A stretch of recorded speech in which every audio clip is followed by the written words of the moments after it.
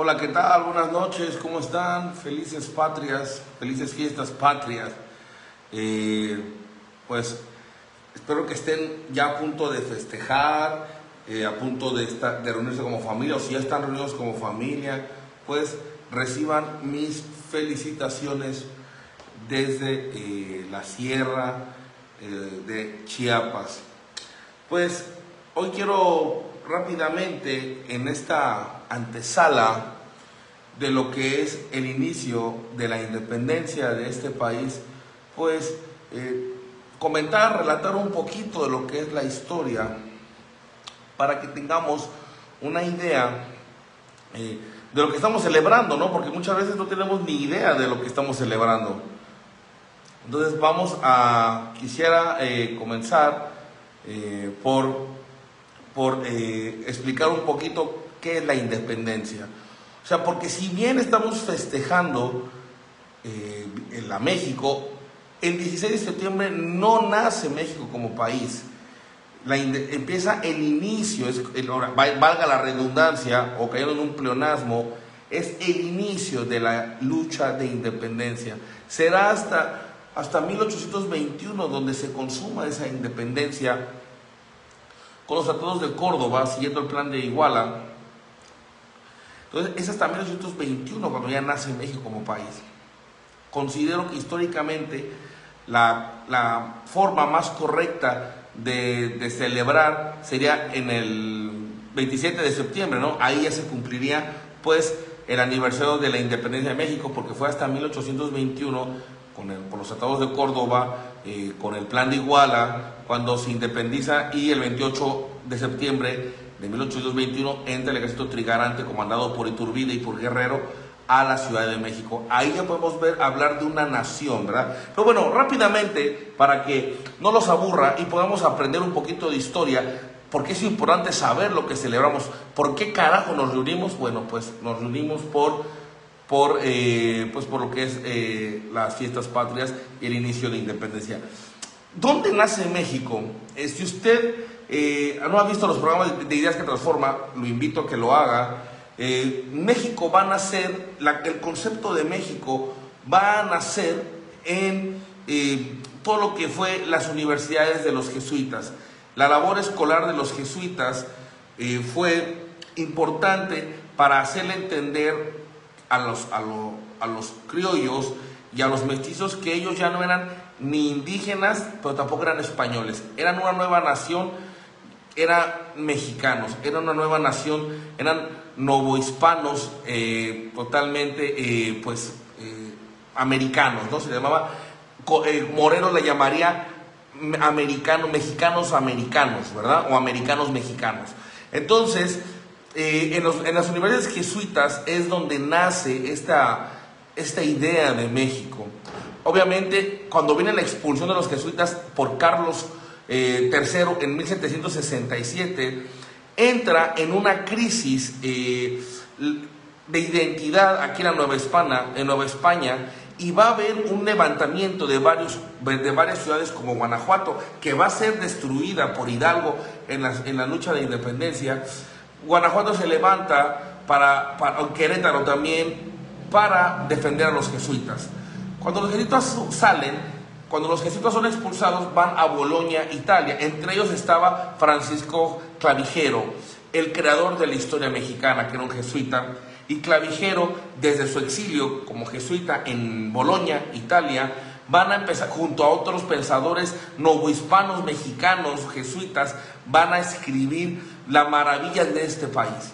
Entonces son los jesuitas expulsados de todos los territorios de España, que van a empezar a hablar, de la hermosura, de la cultura y de la tradición de esta tierra, no solo de México, sino de hasta Argentina, todo lo que es el continente americano, y van a también empezar a hablar de la necesidad de independizarse del rey de España.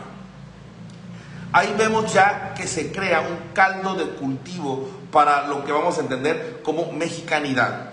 Posteriormente a la expulsión de los jesuitas en 1767, sabemos que viene la Revolución Francesa en 1789, y bueno, en 1799 Napoleón le hace un golpe de estado al directorio y comienzan las guerras napoleónicas. En 1804 Napoleón se hace emperador y en 1808 depone a Fernando VII.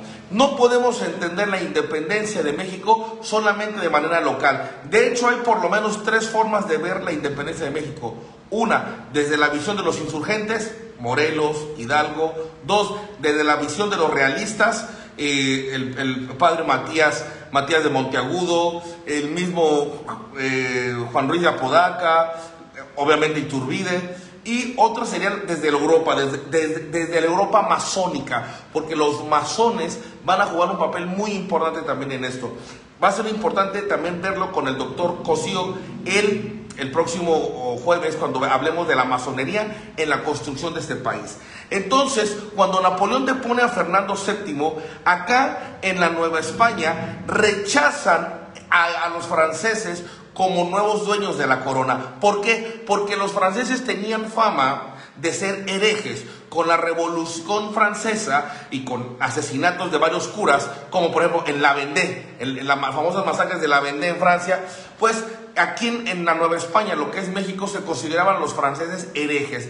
Era impensado que un hereje, alguien que no creía en Dios, que no creía en la Virgen de Guadalupe, tuviera la corona española. Entonces, ese movimiento, por ejemplo, antifrancés que vamos a ver en Nueva España, va a provocar también los movimientos de independencia.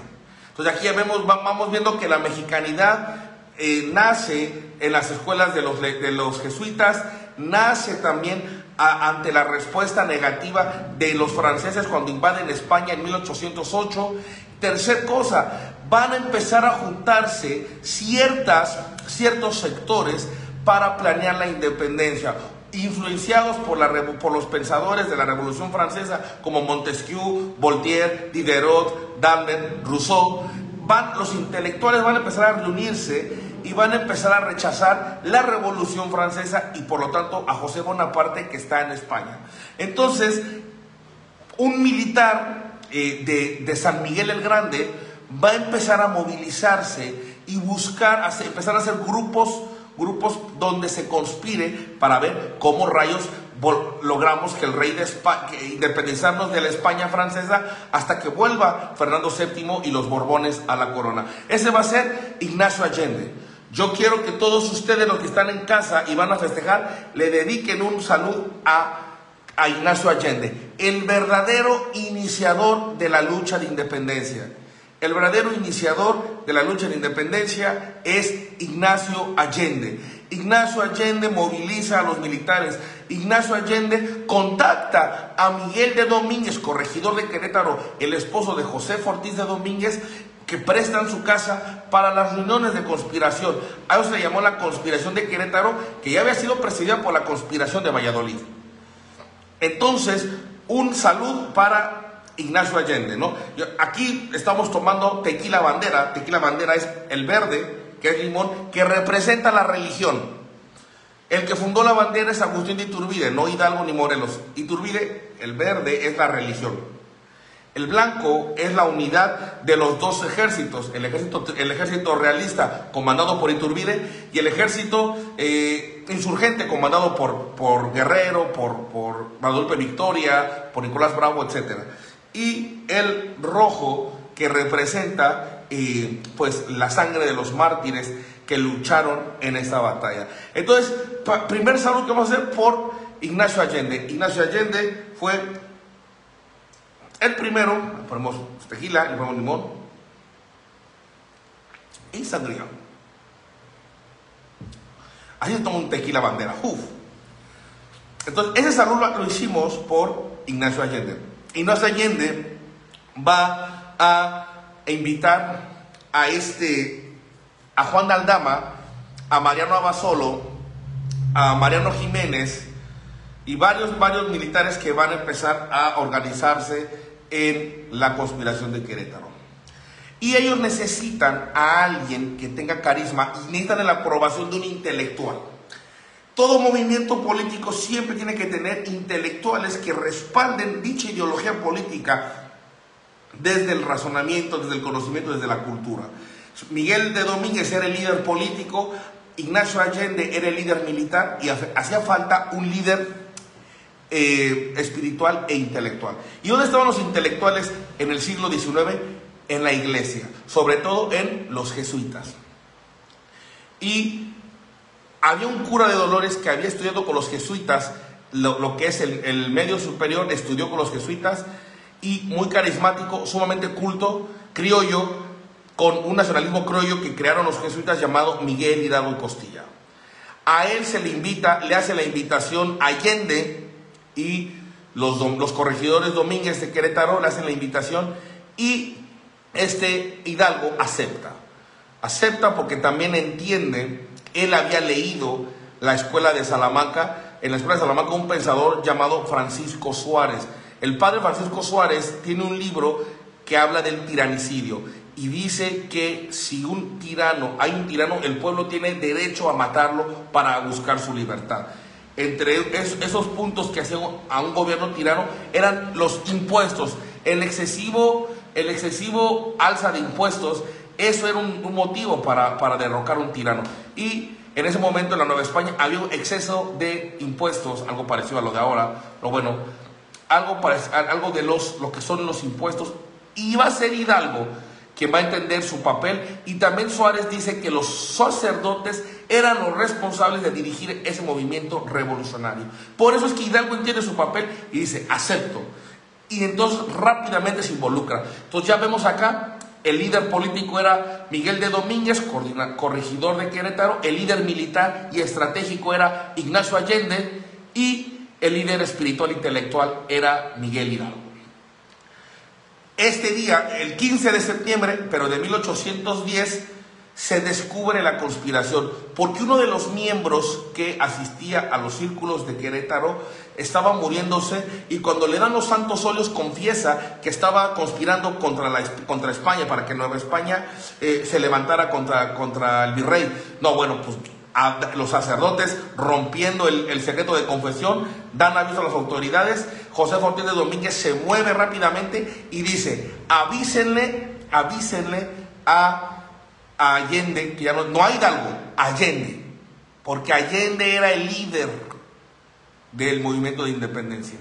Entonces Allende estaba con Hidalgo, Aldama va a buscar a Hidalgo, pero estamos hablando más o menos de las 3 de la mañana. El grito no se da a las 12 de la noche, eso es un mito, es inexacto historiográficamente hablando. A las 3 de la mañana va y se toca a la parroquia de Dolores, y sale Hidalgo. Era Aldama junto con un puesto que había mandado José Ortiz de Domínguez, y buscan a Allende y al padre Hidalgo.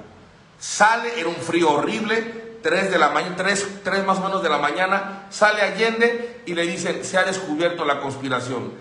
Rápidamente Allende, Aldama y Mariano Abasolo, todos los cabecillas, dicen, huyamos, porque la independencia, el movimiento se había planificado para el 1 de octubre.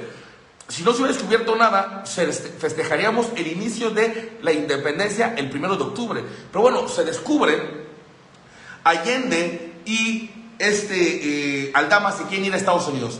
Vámonos a Estados Unidos para que nos rearmemos y de ahí empecemos la revolución. Y Hidalgo va a decir, tomemos chocolate. Toman chocolate y le dice a Aldama, pero padre, ¿cómo puede usted tomar chocolate? Tranquilos, tomemos chocolate. Y Hidalgo está tomando chocolate, 3 de la mañana, tomando su chocolate, y le dice a Allende y a Aldama, bueno, hemos sido descubiertos. Toma su chocolate, dicen testimonios, y dice, pues bueno, a coger gachupines. Esa frase, esa decisión es la que va a provocar el gran movimiento de independencia. Así que la gran decisión, porque si bien, y lo digo yo, el gran iniciador de la independencia es Allende se acobardó, se sintió presionado, querían irse a Estados Unidos, no a rendirse, a seguir luchando. Pero es Hidalgo el que dice, no, luchemos, a coger gachupines, a ir contra españoles. Y bueno, eso provocó rápidamente que se pusiera la ropa y van a la parroquia de Dolores. Estamos hablando 4 o 5 de la mañana. 4 o 5 de la mañana llega Hidalgo y la gente venían, los indígenas y mestizos, mulatos, etcétera, venían a vender sus productos a la parroquia. Era común que después de misa pues la gente comprara cosas, comida, animales. Estaba la gente apenas llegando y ven a su cura, ven al sacerdote, van, padre, ¿qué pasa? ¿Qué está pasando? Y les dice Hidalgo: bueno, ustedes saben que vean cómo están hambrientos, están con sed de justicia, nos hemos levantado en armas contra el mal gobierno y contra los franceses. Recuerden que los franceses eran los herejes. Nos levantamos contra los herejes, contra el mal gobierno, apóyenos para que ustedes también tengan libertad y tengan dignidad. Rápidamente, dicen los indígenas, se levantan, e Hidalgo ahí en todo lo que es la catedral, bueno, la parroquia de Dolores, junta más o menos como 500 hombres. Así que esta es una de las grandes aportaciones de Hidalgo. La decisión de no irse a Estados Unidos y tomar la batuta, y ahí le arrebata el liderazgo a Allende. Esa decisión hace que sea la cara del pueblo, el pueblo lo sigue a él. Y esa es la gran decisión de Hidalgo, y de comenzar a ir a la parroquia, junta 500 hombres, de ahí toman la guarnición y van a Totonilco. En Atotonilco van a tomar el gran cuadro, una pintura enorme de la Virgen de Guadalupe, y salen con su estandarte. Pero antes, en Dolores, va a decir Miguel Hidalgo: viva la religión, viva Fernando VII y muera el mal gobierno. Nunca dijo viva México ni viva la independencia, simplemente dijo viva la religión católica, viva la Virgen de Guadalupe, viva Fernando VII, el rey Borbón que estaba de prisionero en Francia por Napoleón, y muera el mal gobierno. ¿Qué frase nos debe hoy deberíamos de reflexionar? Y la frase muera el mal gobierno debería de ser aplicada para nuestro país. Y por eso ya hicimos un salud por Allende. Ahora, por esos tanates, por esa fuerza de Hidalgo, que nos lo dibujan como un viejito débil. No, Hidalgo era un hombre de armas, robusto, 58 años, ya para ese tiempo era grande, pero era un hombre que no andaba jugando a ser independentista. Así que por lo que hizo esa decisión, mientras Allende decía vámonos, Hidalgo nos quedamos a coger gachupines. Pues por eso salud para Miguel Hidalgo.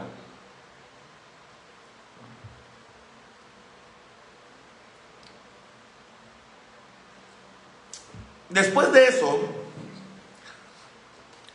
Hidalgo empiezan a tener victorias, y la primera gran victoria es en Guanajuato.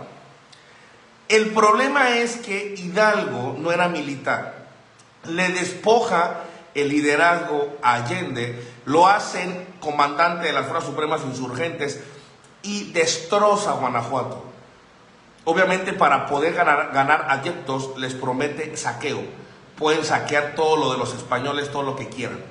Entonces, Allende se va a escandalizar de todo eso, y va a llegar a decir, le va a llamar el padre Bribón, le va a llamar, y va a planear incluso matarlo, envenenarlo, porque no puede entender la barbarie.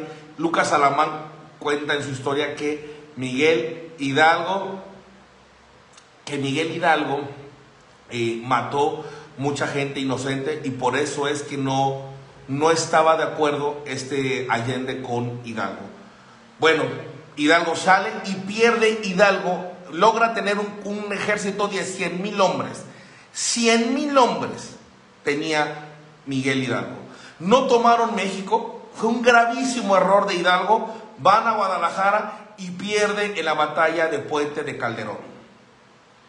Ahí, al perder esa batalla, se le acusa a Aldama, a Allende, a Basolo y todos los cabecillas, acusan a Hidalgo de una mala estrategia y le quitan el liderazgo. le quitan el liderazgo y van rumbo al plan original, rumbo a Estados Unidos para rearmarse, ¿no? de la derrota que les había producido Félix Calleja, que esa victoria le valió después ser virrey. Hidalgo va casi como prisionero, no va encadenado, pero le despoja de todo el poder Allende, y bueno, pues está totalmente aprisionado. Los traiciona un militar llamado Elizondo. Elizondo cita a Allende y diciéndole: me quiero unir a la causa, me quiero unir contigo para la independencia. Allende le cree, llegan, es una emboscada, es una trampa, y los apresan. Van a ser ejecutados Aldama, Allende, Jiménez, y Mariano Abasolo la libró. Y después, como no era civil, sino que era cura y tenía que tener un juicio con la iglesia, después sería en Chihuahua ejecutado Miguel Hidalgo. Ya he hablado en el programa Ideas que Transforman de que Hidalgo solamente luchó 4 meses. De un conflicto que se prolongó 11 años, solamente 4 meses luchó. Obviamente, en esos 4 meses, antes de ser derrotado y antes de ser fusilado en Chihuahua, logró pasar la estafeta a un discípulo que tuvo en la universidad, que es José María Morelos y Pavón. Aunque también Allende le encargó el movimiento a Ignacio López Rayón. Así como hubo pugnas en Allende contra Hidalgo e Hidalgo contra Allende, habrán pugnas de poder también entre Morelos y López Rayón. Al morir ellos dos, que ya lo he hablado, que Hidalgo no tenía un proyecto de independentista, va a ser José María Morelos y Pavón quien va a plantearse la idea de un país independiente de España. Recordemos que la causa de Allende y de Hidalgo era sacar a España de Francia hasta que regresara Fernando VII. Nunca estuvo, o tal vez es muy difícil especular, pero es probable que no haya estado la independencia en la mente de Hidalgo o de Allende, o tal vez sí, pero lo más seguro de los hechos es que no. Es Morelos el que lo va a plantear ya. Bueno, México tiene que independizarse, ya esté Francia o esté España, esté los Borbones o no. Va a ser Morelos el que lo va a plantear. Morelos va a tomar la batuta y Morelos se va a hacer el gran caudillo y va a luchar de 1811 hasta 1815. Va a escribir el Congreso de Chilpancingo, va a convocar el Congreso de Chilpancingo y la Constitución de Apachingán, basado en el documento Sentimientos de la Nación. Ahí Morelos va a hablar mucho sobre la necesidad de la independencia y va a hablar mucho sobre la necesidad también incluso de una república, ¿no? Para esto en Europa se están forzando loyas masónicas. Se forma la loya masónica de los caballeros racionales, y esa loya va a tener una matriz en Argentina que se va a llamar la Loya Lautaro. De esa loya surgen los grandes libertadores de América. Surge Simón Bolívar, está Miranda, está José de San Martín, que son los grandes libertadores, y están también libertadores que estuvieron acá en la lucha de independencia, como Fray Servando Teresa de Mier y Javier Mina.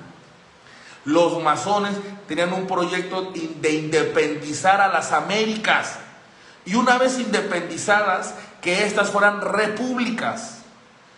Claro que los masones tenían un proyecto para construir y debilitar a España y construir naciones independientes y republicanas en este continente.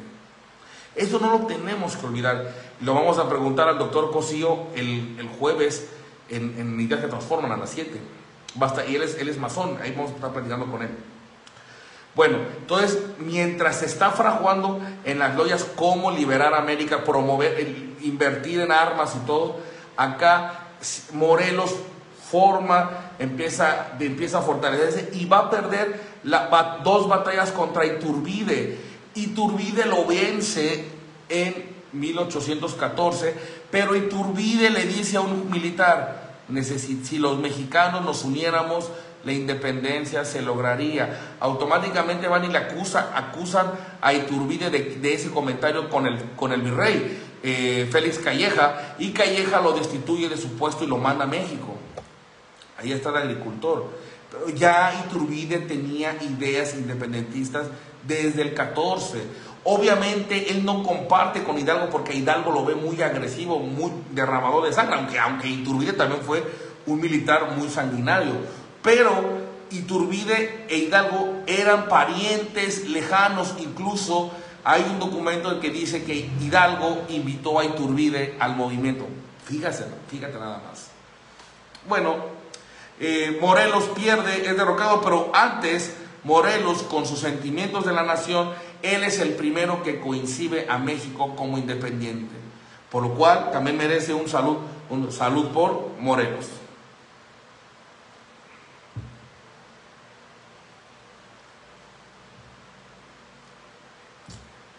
Después de tomar nuestro tequila bandera, va a entrar la batalla de la independencia en pequeñas escaramuzas. Las batallas fuertes van a ser de 1810 a 1815. Después van a haber como 5 años donde los insurgentes, que Guadalupe Victoria, Vicente Guerrero, Nicolás Bravo, Manuel Terán y Mier, estuvieron bajo órdenes de Morelos. Ellos se van a trincherar en sus áreas. Vicente Guerrero se instaura ahí en Iguala, en las cuevas. Guadalupe Victoria en Veracruz, Nicolás Bravo también en parte de Veracruz, y Tamaulipas, y Terán y Mier en Tehuacán, Puebla. Entonces, realmente no hay grandes conflictos, están ahí como guerrillas. Pero para eso vamos a ver con la invasión que hace a México. No había México, el que viene a ayudar es Javier Mina, un aventurero español que enfrentó a Napoleón, que después enfrenta a Fernando VII, después viene y se enfrenta al ejército realista. Es increíble la historia de Javier Mina. Javier Mina viene en 1817 y como que reaviva la lucha de independencia, nada más que no logró encontrar apoyo de los insurgentes que ya estaban acá, como Guadalupe Victoria. Ahora, recordemos que en Europa Napoleón Bonaparte es derrocado en la batalla de Trafalgar en 1814, y al ser derrotado en esa batalla, Fernando VII vuelve a España. Ya lo que buscaba la independencia ya se logró en 1814. El gran problema es que Fernando VII no va a reconocer la Constitución de Cádiz ni las Cortes de Cádiz, y es un monarca absolutista. Entonces la gente se va a decepcionar. Los liberales de España se van a ir a Cádiz y se van a decepcionar. Lucharon para que regresara Fernando VII, y Fernando VII deshace la constituyente y se hace un déspota. Entonces se levantan, lo derrocan y lo obligan a que acepte la Constitución de Cádiz, el general Riego. Fernando VII, al aceptar, estaba obligado a aceptar una monarquía parlamentaria o constituista. Lo correcto es monarquía constituyente, monarquía parlamentaria es Gran Bretaña. Entonces manda la circular al virrey, que en ese momento era Calleja, y después fue Juan Ruiz de Apodaca. La divisa dice que tienen que aceptar la Constitución de Cádiz, tienen que hacerse liberales. Entonces los conservadores, los realistas, se espantan y dicen: no, basta, hay que buscar la independencia. No son los insurgentes, no es Guerrero, no es Guadalupe Victoria, sino ante la obligación de Fernando VII de que toda Nueva España sirva la Constitución de Cádiz, se hace liberal. Entonces se le levanta. Y va a ver Juan Ruiz de Apodaca junto al padre Matías de Monteagudo y junto al obispo de Puebla, van a levantar lo que se llama la conspiración de la profesa. Porque ya como tradicionalistas no van a aceptar las nuevas condiciones que se le impusieron a Fernando VII de una España liberal. Curioso, no son los insurgentes los que van a empezar a levantarse. Ellos están encerrados en escaramuzas, en guerrillas, esperando su oportunidad, pero no pueden contra el ejército realista. Y va a ser la conspiración de Profesa la que va a llamar a Agustín de Iturbide, lo va a traer de regreso. ¿Pero cómo? Con una mujer. Por eso una mujer tiene un poder abismal sobre los hombres, sobre la Güera Rodríguez. La Güera Rodríguez, y esto es una historia de telenovela, la Güera Rodríguez fue amante de Iturbide, amante de el virrey Juan Ruiz de Apodaca, fue amante de Simón Bolívar, fue amante de Humboldt, un científico alemán maravilloso que vino a México. La Güera Rodríguez fue una cosa maravillosa. Yo creo que se habla mucho de la Malinche, pero no se habla nada de la Güera Rodríguez. La Güera Rodríguez, al ser que es María Ignacia Rodríguez de Velasco, era mujer de dinero, guapísima, dicen que era hermosa, y pues cautivaba a los hombres.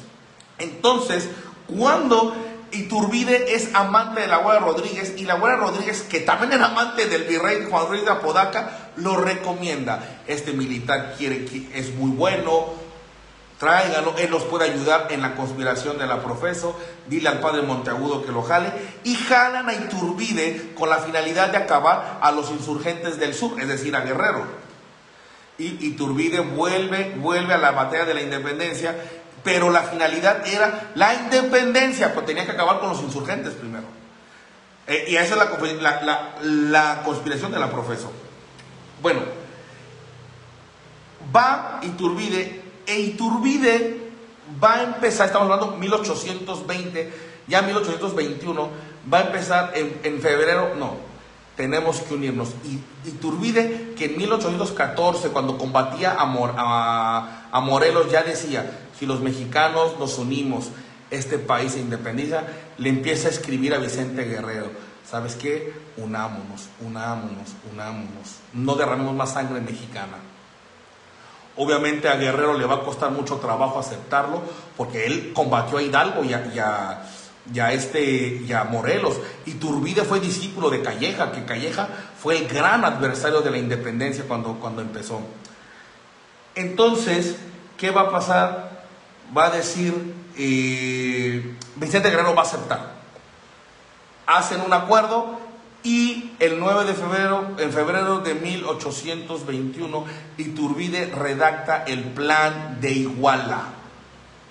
El Plan de Iguala es el que va a hablar del México independiente, que va a tener 3 fundamentos. Uno, la religión católica, porque Estados Unidos eran protestantes y en Francia pues eran ateos, entonces tenían que proteger la religión católica. Curioso, hoy Noroña no acepta que se hable de Dios, pero sí acepta que se haga cultos para la Suprema Corte de Justicia de Brujos, pero no entiende que este país con el Plan de Iguala entiende que la única religión es la religión católica, bueno, el cristianismo, la religión católica. Otro punto del Plan de Iguala es la independencia total de España. Y otro punto muy importante es que el Plan de Iguala promueve la monarquía. A ver, no la república, es la monarquía. Por eso es que después de que termina Juan Ruiz de Apodaca, viene Juan O'Donojú, el último virrey. Si bien no venía el título de virrey, pero es el último virrey. Juan O'Donojú va a aceptar los tratados de Córdoba, porque Iturbide le dice que se independice México, y una vez México independiente nos mandan un rey de España, un descendiente de Fernando VII o alguien de los Borbones, un primo o algo, para que los Borbones gobiernen el imperio mexicano. Era una monarquía. Los historiadores odian a Iturbide porque después se hace emperador, sí, mal, pero estaba pactado desde el Plan de Iguala y desde los tratados de Córdoba que México iba a ser una monarquía. Entonces, llegan al acuerdo, Juan O'Donojú firma el Tratado de Córdoba, donde como representante de España acepta que México se independice, Iturbide lo firma, y después se reúnen, no en Acatempan, sino en no me acuerdo el nombre, Teolojuan, no me acuerdo el nombre. Ahí se van a dar un abrazo, que después se llama abrazo de Acatempan, Iturbide y Vicente Guerrero, y después el ejército insurrecto que representa a Guerrero, que no solamente era el líder, estaba Guadalupe Victoria, estaba Manuel Teresa y Mier, y estaba Manuel Teresa Mier y Terán, y Nicolás Bravo, por mencionar unos. Iturbide representaba el ejército real. Iturbide traiciona a la conspiración de la Profeso, se unen y forman el ejército trigarante. Y es Iturbide quien establece los colores de la bandera. Verde, que es la religión católica, blanco, que es la unidad del imperio, y rojo, que es el ejército trigarante. Entonces, eso es la importancia de Iturbide. Y hoy, en las fiestas de televisión, no van a decir viva Iturbide cuando es una herejía, porque Iturbide es el libertador.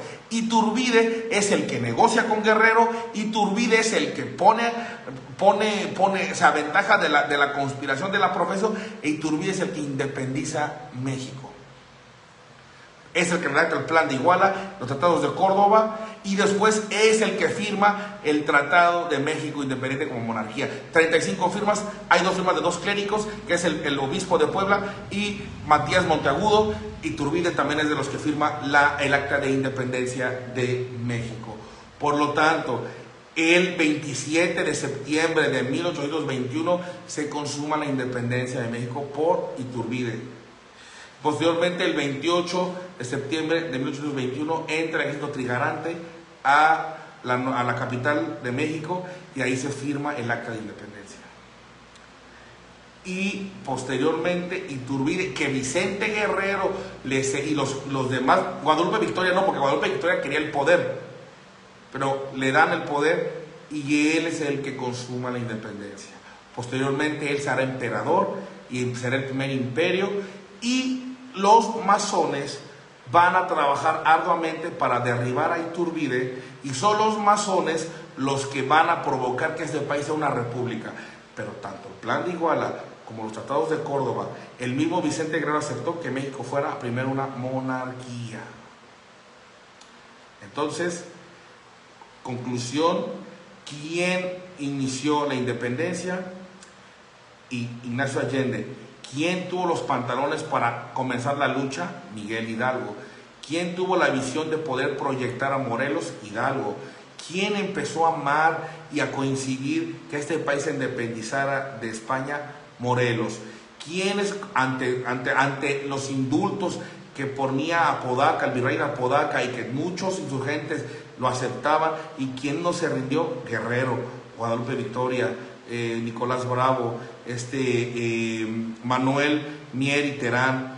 ¿Quién vino desde otro país a ayudar a México, a los mexicanos, para enfrentarse a los españoles? Javier Mina. ¿Y quién consumó la independencia con su liderazgo y sus acuerdos políticos? Agustín de Iturbide. Esa es, en breve, de manera muy escueta, lo que es la lucha de la independencia. Así que vamos a hacer también un brindis por Iturbide, que viva Iturbide.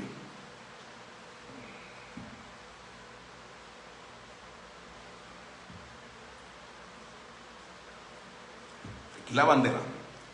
Así que hoy en la noche no te olvides de rememorar y de decir: viva Allende, viva Aldama, viva José Ortiz de Domínguez, viva Miguel de Domínguez, viva Miguel Hidalgo, viva José María Morelos y Pavón, viva Ignacio López Rayón, viva Fray Servando Teresa de Mier, viva Javier Mina, viva Vicente Guerrero, viva Guadalupe Victoria, viva Nicolás Bravo, viva Manuel Mier y Terán, y viva Agustín de Iturbide.